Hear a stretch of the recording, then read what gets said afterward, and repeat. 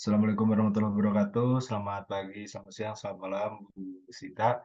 Di sini kami akan mempresentasikan tentang strategi keuangan perusahaan dari Bank BCA Syariah dan Bank IBK Indonesia. Berikut susunan kelompok dari kami. Oke, demi menyingkat waktu, boleh langsung saja ke bab 1. Silakan.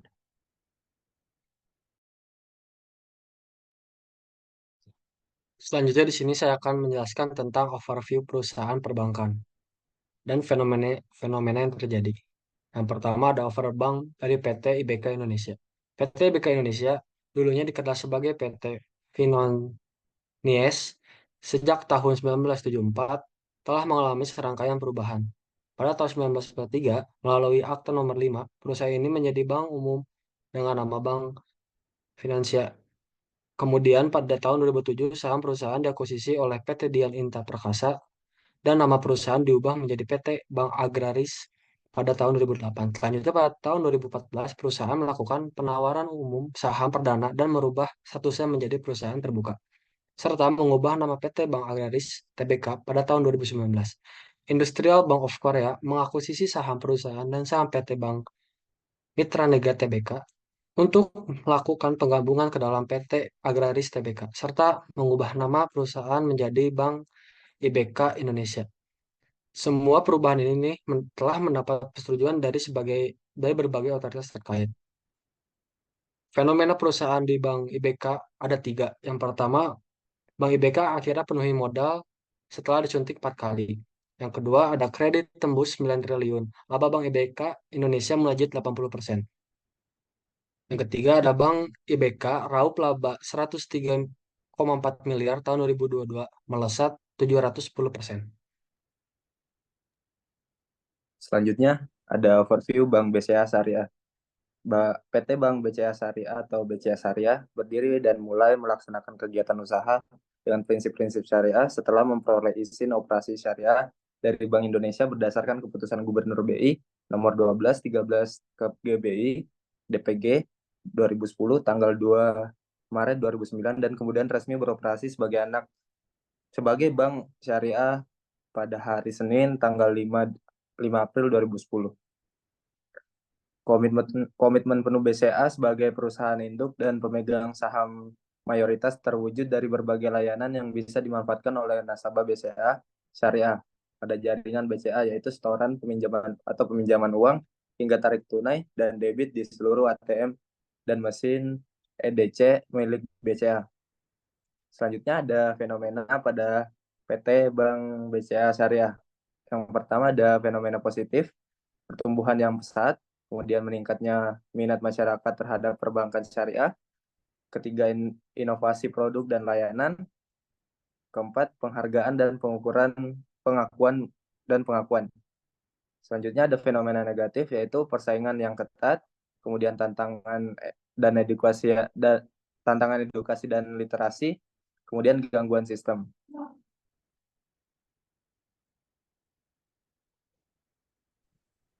Kemudian ada tinjauan teoritis.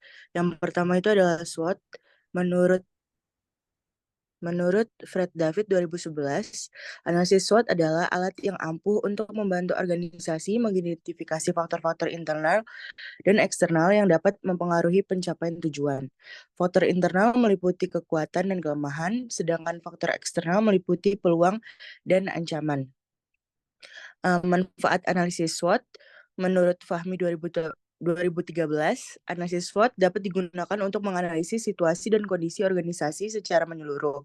Melalui analisis ini, organisasi dapat mengidentifikasi keunggulan bersaing dan mengembangkan strategi yang tepat untuk menghadapi tantangan eksternal.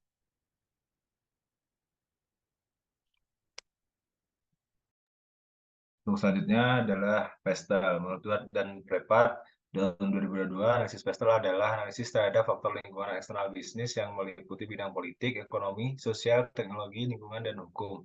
Pestel digunakan untuk menilai pasar dari suatu unit bisnis atau unit organisasi. Arah analisis Pestel adalah kerangka untuk menilai sebuah situasi dan menilai strategi atau posisi, arah perusahaan, rencana pemasaran atau ide. Di mana analisis ini dapat diambil suatu peluang atau ancaman baru bagi perusahaan. Akronim PESTEL mewakili 6 dimensi utama yang dianalisis, seperti politik yang mencakup faktor-faktor politik, ekonomi yang mencakup faktor-faktor ekonomi, kondisi makro seperti pertumbuhan ekonomi, inflasi, dan lainnya, sosial, dimensi sosial mencakup aspek-aspek seperti demografi, teknologi yang mencakup inovasi teknologi dan tingkat adopsi teknologi, lalu ada lingkungan yang melibatkan faktor-faktor lingkungan seperti perubahan iklim, kebijakan lingkungan, dan lainnya, lalu ada hukum, faktor hukum yang mencakup regulasi pemerintah, peraturan industri, dan lainnya. Kesehatan bank adalah kemampuan untuk bank untuk melakukan kegiatan operasional perbankan secara normal dan mampu memenuhi semua kewajiban dengan baik dengan cara-cara yang sesuai dengan peraturan perbankan yang berlaku. Metode ini diatur dalam Peraturan Bank Indonesia Nomor 6 tanggal 12 April 2004 tentang sistem penilaian tingkat kesehatan bank umum.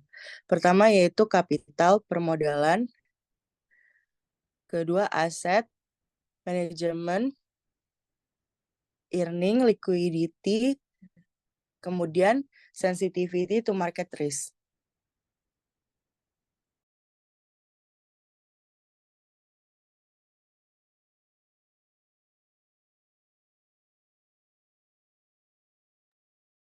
Yang berikutnya ada CAPM. CAPM sendiri adalah model penetapan harga aset modal. CAPM merupakan modal yang banyak digunakan dalam keuangan untuk menentukan tingkat pengembalian yang diharapkan dari aset berisiko. Model ini didasarkan pada prinsip diversifikasi portofolio dan hubungan antara risiko dan pengembalian.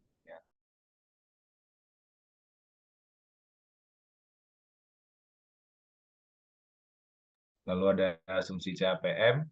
Asumsi ini investor rasional dan menginginkan pengembalian maksimal dengan risiko minimal. Lalu ada pasar modal efisien. Investor dapat meminjam dan meminjamkan dana tanpa batas dengan suku bunga yang sama. Lalu ada investor dapat mendiversifikasikan portofolio mereka. Berikut adalah rumus APM, yaitu expected return sama dengan risk-free rate plus beta dikali dengan market risk premium, di mana expected return sendiri adalah tingkat pengembalian, risk-free rate adalah tingkat pengembalian dari aset bebas risiko, beta adalah pengukuran risiko sistematis aset, lalu ada market risk premium adalah selisih antara tingkat pengembalian pasar dan tingkat pengembalian bebas risiko.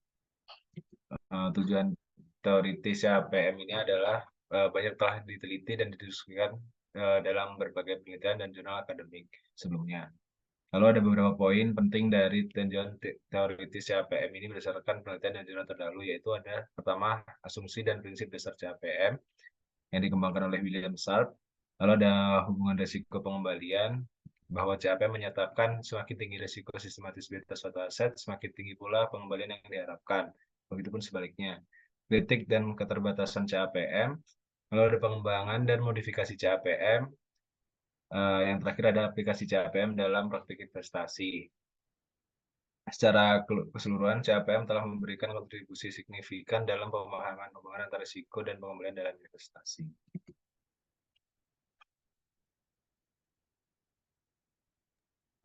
Selanjutnya ada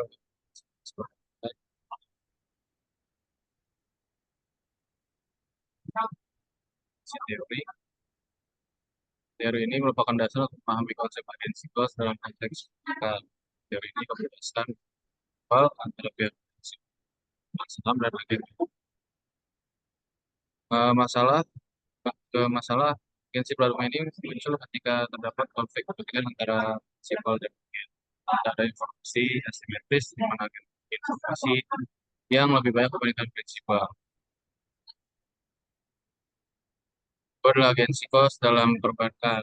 Agensi cost dalam perbankan timbul akibat adanya konflik kepentingan antara pemegang saham dan manajemen bank atau agen. Ini dapat muncul di beberapa sumber seperti biaya yang berlebihan, over investment, sebab berlebihan, restricting, pengambilan tadi atau restriction. Untuk mengatasi masalah ini, pemegang saham harus mengeluarkan biaya pengawasan, dapat mencakup biaya audit eksternal, biaya kompensasi untuk dewan komisaris independen, dan biaya memastikan adanya tata keputusan lebih. Selain itu, dapat biaya yang timbul dari upaya manajemen untuk meyakinkan pemegang saham bahwa mereka bertindak sesuai dengan terbaik pemegang saham yang disebut biaya boarding.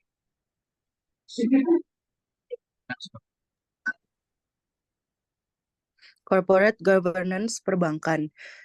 Teori Corporate Governance menurut Komite Nasional CG Indonesia 2006, Corporate Governance adalah suatu sistem yang mengatur dan mengendalikan perusahaan agar tercipta tata kelola yang baik dan bertanggung jawab. Corporate Governance Perbankan adalah sistem yang mengatur hubungan antara bank, pemegang saham, direksi, dewan komisaris, dan pemangku kepentingan lainnya. Corporate Governance atau tata kelola perusahaan merupakan suatu sistem yang dirancang untuk mengarahkan pengelolaan perusahaan secara profesional berdasarkan prinsip-prinsip transparansi, akuntabilitas, tanggung jawab, independen, kewajaran, dan kesetaraan. Penerapan good corporate governance di bank membuat bank mampu memaksimalkan nilai, meningkatkan kinerja dan kontribusi, serta meningkatkan daya saing dalam menghadapi persaingan di sektor perbankan, dan juga menjaga keberlanjutan secara jangka panjang. Dengan demikian, bank sangat menyadari arti penting pengimplementasian tata kelola perusahaan yang baik atau GCG.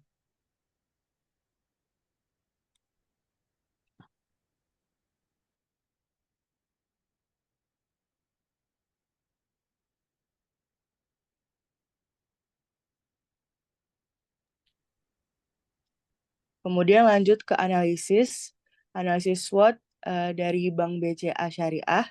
Yang pertama itu adalah kekuatan, strength. Mereka itu merek yang kuat, jaringan yang luas, teknologi yang canggih, sumber daya manusia yang berkualitas. Kemudian ada kelemahan, yaitu kesadaran merek yang rendah, persaingan yang ketat, biaya yang tinggi, kurangnya pelatihan syariah. Kemudian ada peluang, pertumbuhan pasar syariah, meningkatnya pengetahuan masyarakat tentang hukum syariah, perkembangan teknologi, dan ekspansi ke luar negeri. Terakhir yaitu ancaman, krisis ekonomi, perubahan regulasi, ketidakstabilan politik, dan pandemi COVID-19. Kemudian lanjut ke Bank IBK Indonesia, kekuatan, modal yang kuat, jaringan yang luas, produk dan layanan yang beragam, sumber daya manusia yang berkualitas, kinerja keuangan yang baik. Kelemahan, kesadaran merek yang rendah dibandingkan bank yang lainnya di Indonesia. Kemudian fokus yang kurang pada layanan digital, ketergantungan pada nasabah perusahaan. Peluang pertumbuhan ekonomi di Indonesia sebagai kesempatan untuk meningkatkan operasinya. Kemudian ada peningkatan akses internet, permintaan layanan keuangan yang terus meningkat, dan ekspansi ke luar negeri. Ancamannya yaitu persaingan yang ketat, krisis ekonomi, dan munculnya pesaing baru.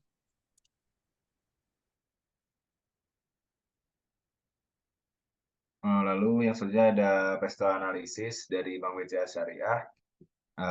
Berikut adalah analisisnya dari segi politik, yaitu ada dukungan pemerintah terhadap keuangan Islam, stabilitas politik, lalu ada lanskap peraturan.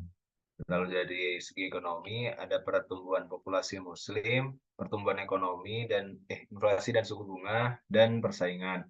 Dari segi sosial adanya tumbuh kesadaran terhadap keuangan Islam, lalu permintaan produk sesuai syariah, lalu ada preferensi konsumen yang berubah.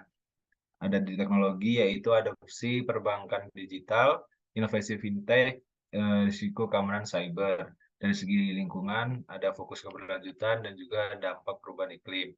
Lalu ada dari sisi hukum yaitu kepatuhan syariah dan undang-undang perlindungan data. Nah, secara keseluruhan, Bank BCA Syariah beroperasi dalam lingkungan yang dinamis dan terus berkembang yang memiliki peluang dan tantangan dengan memanfaatkan keunggulan yang dimiliki, beradaptasi terhadap perubahan tren, dan mengatasi potensi risiko. Bank BCA Syariah dapat mempersiapkan diri untuk terus tumbuh dan sukses di pasar perbankan syariah Indonesia. Lalu pada analisis pasar pada Bank IBK Indonesia, dari segi politik adalah dari dukungan pemerintah sebagai bank milik negara, IBK mendapat dukungan yang kuat dari pemerintah dan difasilitasi oleh sumber daya dan kebijakan yang menguntungkan. Lalu ada stabilitas politik, Lalu ada lanskap dan regulasi dari otoritas jasa keuangan sendiri. Selanjutnya ada dari segi ekonomis, pertumbuhan ekonomi dari Indonesia tentunya, lalu ada inflasi dan suku bunga, lalu dilihat dari sisi persaingan, IBK menghadapi persaingan yang baik dengan bank-bank swasta lainnya maupun milik negara. Lalu ada dari segi sosial, sektor UKM yang berkembang, sektor UKM di Indonesia merupakan kontributor yang signifikan terhadap perekonomian. Lalu ada dari semangat kewirausahaan sendiri dan literasi digital.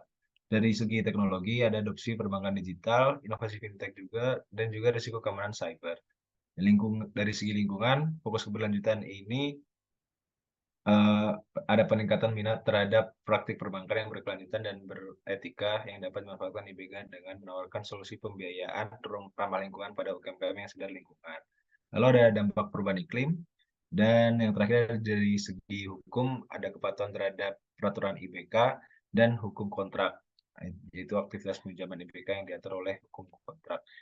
Secara keseluruhan, Bank IBK beroperasi dalam lingkungan yang dinamis dan dengan peluang dan tantangan. Fokus strategisnya dalam mendukung KM dalam perekonomian yang sedang berkembang, ditambah dengan dukungan pemerintah dan komitmen terhadap inovasi, menempatkannya dalam posisi yang baik untuk kesuksesan di masa depan. Selanjutnya.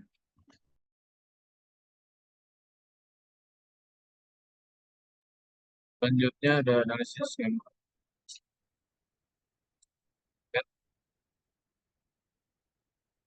Ya, ada kapital atau tidak, Bank IBK menunjukkan CIR yang kuat di atas 3% per syarat 2023 reduksi 8%. Dan ini menunjukkan permodalan yang memadai dan kemampuan bank menyerap risiko. Ada belum ada informasi mengenai tier 1 capital rasio tier yang menunjukkan tier 1 yang menunjukkan kualitas modal di bank. Selanjutnya ada aset, kualitas aset Bank IBK Indonesia juga mengalami perbaikan signifikan. Non-performing loans dan NPL berhasil diturunkan menjadi 1%.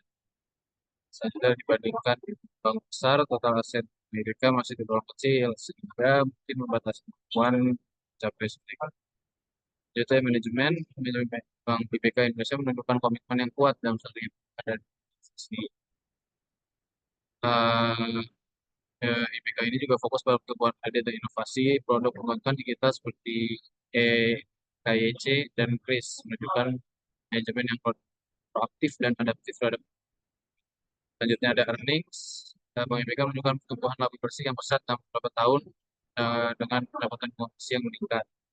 Dari liquidity bank ini juga dalam kondisi baik, didukung oleh ekspansi modal melalui berbagai aksi korporasi seperti right issue. Selanjutnya ada sensitivity to market risk. Bank IBK Indonesia memperhatikan risiko pasar dengan mengembangkan sistem peringatan kredit yang lebih baik dan mempercepat keamanan. Nomor 2 dari Bank BCA Syariah, yang pertama kapital penelitian yang kami buat menunjukkan bahwa pada periode 2019, Bank BCA Syariah memiliki capital adequacy ratio atau CAR yang berada di posisi cukup sehat antara 6% sampai 20%. Pada aset, penelitian ini menunjukkan bahwa periode 2020 itu Bank BCA Syariah memiliki predikat sehat berdasarkan analisa identifikasi pengelolaan aset yang baik. Sulit menilai kualitas aset Bank BCA tanpa informasi detail mengenai aset dan blok. Selanjutnya ada manajemen. Dari segi manajemen, PT Bank Syariah dinilai efektif dan menjaga operasional bank. Strategi mereka pada COVID-19 berhasil menjaga stabilitas dan kesehatan bank.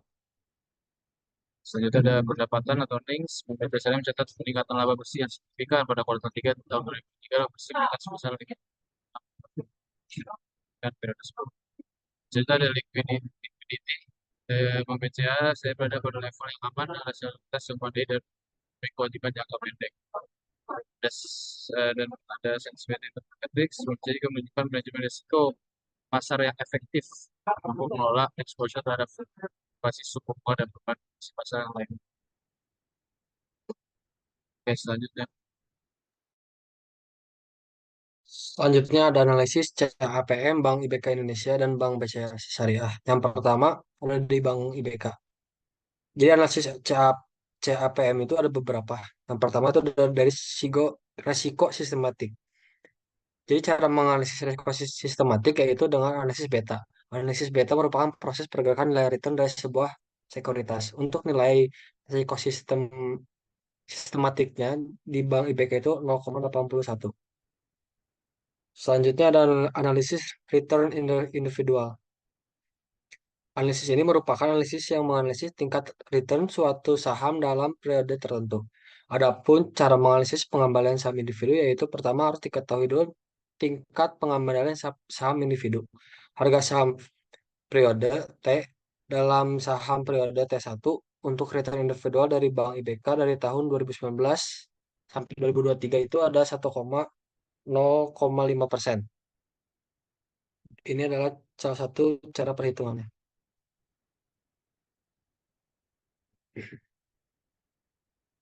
Yang ketiga ada analisis return market. Untuk analisis tingkat pengembalian pasar yang digunakan bersumber dari indeks harga saham gabungan. Indeks harga saham gabungan merupakan salah satu analisis yang terdiri dari data harga saham secara keseluruhan, yang memiliki kekuatan yang sangat berpengaruh dalam peristiwa-peristiwa perekonomian yang terjadi di Indonesia. Tingkat pengembalian pasar terdiri dari indeks harga saham gabungan. Untuk analisis return market dari tahun 2019 sampai 2023 adalah memiliki rata-rata 0,19%. Ini adalah salah satu contoh perhitungannya.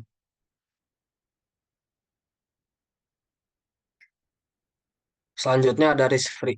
Risk free merupakan analisis untuk menghitung tingkat pengembalian resiko. Adapun data yang digunakan di dalam perhitungan risk yaitu suku bunga acuan atau suku bunga kebijakan baru dari BI repo rate.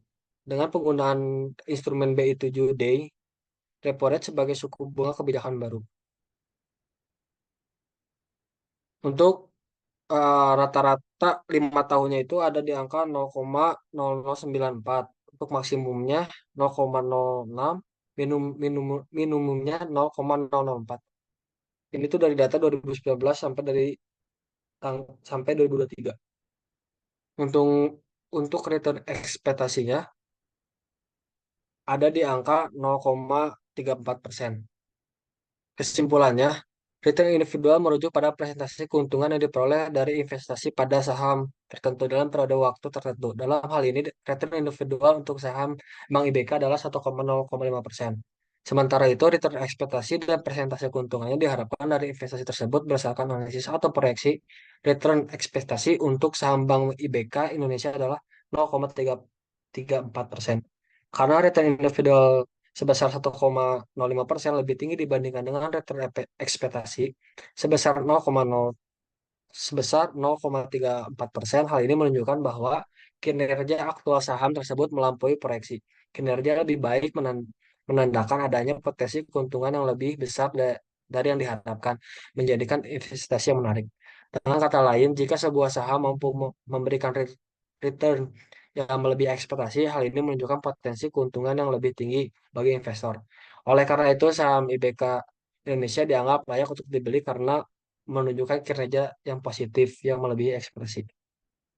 Yang kedua ada dari Bank BCA. Untuk analisis risiko sistematiknya ada di 0,37. Yang kedua ada analisis return dari Bank BCA. Untuk analisis return Bank BCA dari tahun 2019 sampai 2003 adalah 1%.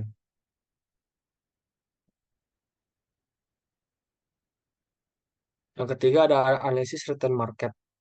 Untuk analisis return market dari tahun 2019 sampai 2023 memiliki rata-rata 0,19%.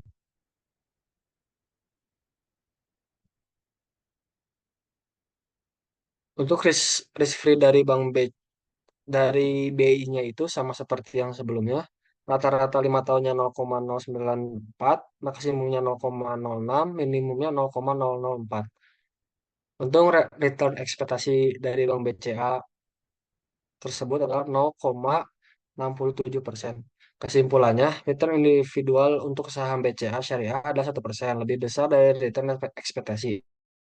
Ini berarti bahwa jika return ekspektasi 0,67%, performa ini menunjukkan bahwa saham BCA Syariah memiliki potensi yang lebih baik daripada yang diharapkan. Dengan demikian, berdasarkan analisis return tersebut, saham Bank BCA Syariah dianggap layak dibeli. Selanjutnya. Selanjutnya ada analisis agensi kos perbankan. Yang pertama dari Bank BCA Syariah. Agensi kos merupakan biaya yang timbul akibat adanya konflik kepentingan antara pemegang saham dan manajer dalam satu perusahaan. Nah, di sini biaya-biaya ini dapat terwujud dalam berbagai cara, seperti ketika manajer mengambil tindakan yang menguntungkan dirinya sendiri dan merugikan pemegang saham, atau ketika mereka gagal dalam mengambil tindakan yang menguntungkan pemegang saham, namun mengharuskan mereka mengarahkan lebih banyak upaya. Analisis agensi di BCA ini ada beberapa faktor, yaitu ada kapitalisasi, lalu ada likuiditas, ukuran, dan struktur kepemilikan. Lalu ada struktur tata kelola, penerapan prinsip syariah, peran Dewan Pengawas Syariah, prinsip bagi hasil, dan larangan riba. Studi dari BCA Syariah menunjukkan bahwa bank telah melakukan beberapa langkah untuk meminimalkan agensi kos tersebut, antara lain mempertahankan posisi permodalan yang kuat, lalu menerapkan praktik tata kelola perusahaan yang efektif, dan menerapkan prinsip-prinsip syariah. Berkat upaya tersebut, BCA Syariah dinilai menjadi salah satu bank syariah dengan agensi kos terendah di Indonesia. Lalu yang kedua ada Bank IBK Indonesia. Dalam analisis biaya agensi pada Bank IBK Indonesia, berikut adalah beberapa hal yang perlu dipertimbangkan, yaitu dari struktur kepemilikan, lalu ada struktur pengelolaan, faktor eksternal, lalu ada jenis-jenis agensi kos pada Bank IBK Indonesia, yaitu pemantauan biaya sendiri, lalu biaya bonding, dan biaya residual. Nah, dari agensi tersebut ada beberapa cara-cara atau mitigasi, yaitu memperkuat tata kelola perusahaan. Yang kedua ada meningkatkan peran Dewan Komisaris dan Komite Audit. Lalu yang ketiga mendesain sistem remunerasi yang tepat. Dan yang keempat ada meningkatkan transparansi dan pengungkapan. Lanjut.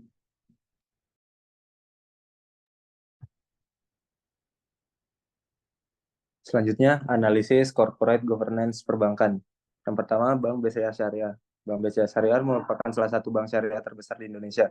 Sebagai bank yang menjalankan syariah, penerapan tata kelola perusahaan corporate governance atau CG yang baik menjadi sangat penting untuk menjaga kepercayaan masyarakat dan stabilitas sistem keuangan. Penerapan corporate governance berdasarkan laporan tahunan dan publikasi BCAS, bank ini telah menerapkan prinsip-prinsip corporate governance yang baik, antara lain transparansi, akuntabilitas, keadilan, independensi, dan keberlanjutan. Selanjutnya, struktur corporate governance. Struktur corporate governance BCAS terdiri dari rapat umum pemegang saham, RUPS, Dewan Komisaris, Direksi, Komite Pemantauan Risiko, Komite Audit, serta Komite Syariah. Good Corporate Governance. BCAS berkomitmen untuk senantiasa menerapkan Good Corporate Governance atau GCG di dalam menjalankan usaha. BCAS meyakini bahwa penerapan GCG selaras dengan upaya pencapaian sasaran bisnis jangka panjang dan memberikan keunggulan kompetitif dalam menghadapi persaingan, sehingga pada akhirnya akan tercipta suatu nilai tambah pemegang saham. Yang pertama adalah tujuan penerapan GCG. Yang pertama, mendorong pengelolaan BCAS sesuai dengan 5 prinsip dasar, yaitu transparansi, akuntabilitas, pertanggungjawaban, profesional, dan kewajaran. Kedua, mengimplementasikan kelima prinsip dasar GCG. Yang ketiga, mewujudkan pelaksanaan fungsi organ perusahaan sesuai ketentuan yang berlaku, yaitu rapat umum pemegang saham, Dewan Komisaris, Direksi, dan DRS yang bekerja efektif, efisien, dan independen. Yang keempat, mendorong pengelolaan BCAS secara profesional dan sesuai dengan ketentuan perundangan yang berlaku serta dilandasi oleh kode etik yang tinggi. Yang kelima, mengoptimalkan nilai perusahaan bagi pemegang saham dengan tetap memperhatikan pemangku kepentingan lainnya. Yang keenam, mendorong timbulnya kesadaran dan pelaksanaan tanggung jawab sosial perusahaan. Yang ketujuh, dalam rangka penerapan tata kelola terintegrasi dan perusahaan induk, yaitu PT Bank Sentral Asia, TBK, selalu entitas utama, diperlukan pengaturan tugas dan tanggung jawab Dewan Komisaris dan Dewan Pengawas Syariah BCAS untuk menjadi bagian dari Komite Tata Kelola terintegrasi di entitas utama. Prinsip dasar dalam rangka mencapai kesinambungan usaha perusahaan, bank senantiasa menerapkan prinsip dasar GCG pada setiap aspek bisnisnya, yakni transparansi, akuntabilitas, pertanggungjawaban, profesional, dan kewajaran. Selanjutnya. Selanjutnya untuk Bank IBK Indonesia. Penerapan GCG di Bank IBK Indonesia dalam praktiknya BAM secara berkesinambungan mengimplementasikan prinsip-prinsip transparansi, accountability, responsibility, dan juga independensi dan kewajaran yang melekat dalam praktik bisnis operasional sehari-hari. Untuk transparansi, yang pertama, bank mengungkapkan informasi secara tepat waktu, jelas, akurat, serta dapat dipertanggungjawabkan dan dapat diakses sesuai masing-masing stakeholders. Yang kedua, bank mengimplementasikan prinsip keterbukaan dengan tetap memperhatikan ketentuan kerahasiaan perusahaan, rahasia jabatan, dan hak pribadi sesuai dengan undang-undang yang berlaku. Yang ketiga, ada kebijakan ditetapkan secara tertulis dan dikomunikasikan. Selanjutnya ada akuntabilitas. Bank menetapkan ukuran kinerja pada seluruh organisasi yang sejalan dengan nilai-nilai perusahaan. Yang kedua, dasaran usaha dan strategi. Yang ketiga, ada pengelolaan bank dilakukan sesuai mekanisme check and balance. Yang keempat, semua organisasi mempunyai kompetensi sesuai tanggung jawab masing-masing. Selanjutnya ada responsibilitas. Yang pertama, bank melaksanakan prinsip kehati-hatian perbankan. Yang kedua, bank peduli terhadap lingkungan serta menjalankan tanggung jawab sosial secara wajar. Selanjutnya ada independensi. Yang pertama, setiap pengambilan keputusan dilakukan secara objektif dan bebas dari tekanan pihak manapun. Yang kedua, pengelola bank dilakukan secara profesional. Selanjutnya ada kewajaran.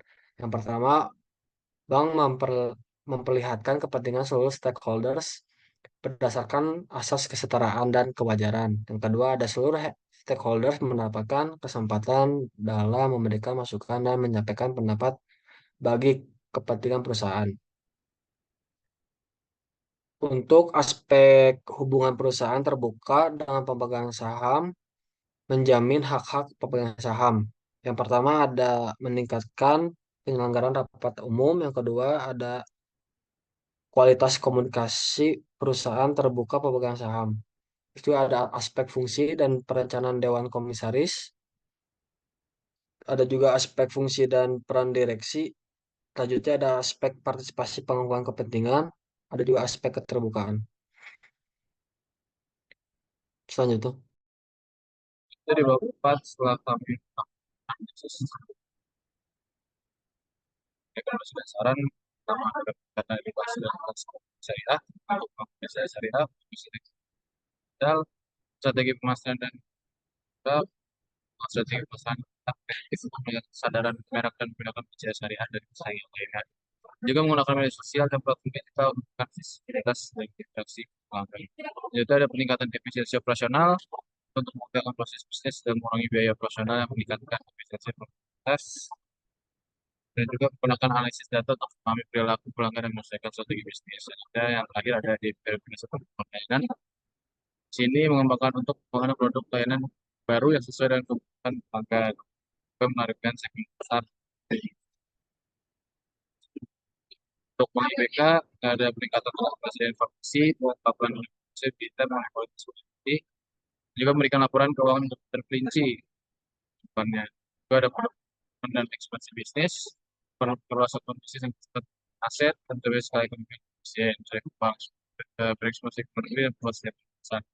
Ada inovasi produk dan layanan, peningkatan kesehatan keuangan, dan strategi pengembangan dan digitalisasi, untuk meneruskan penelitian terhadap strategi pengembangan dan digitalisasi dengan mengadopsi sistem bisnis kredit dan efisien.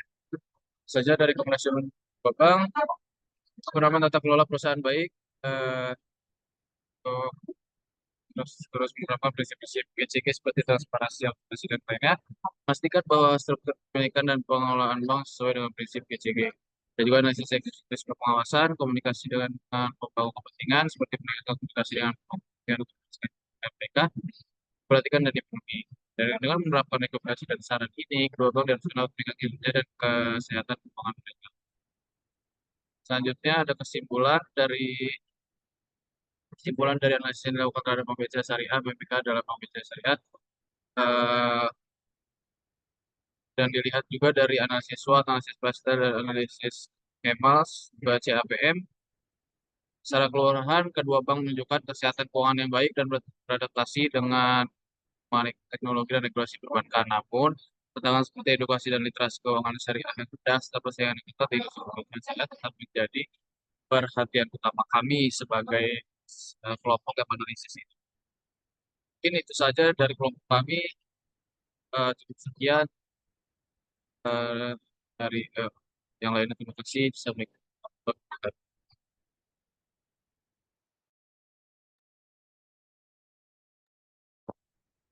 Waalaikumsalam warahmatullahi wabarakatuh.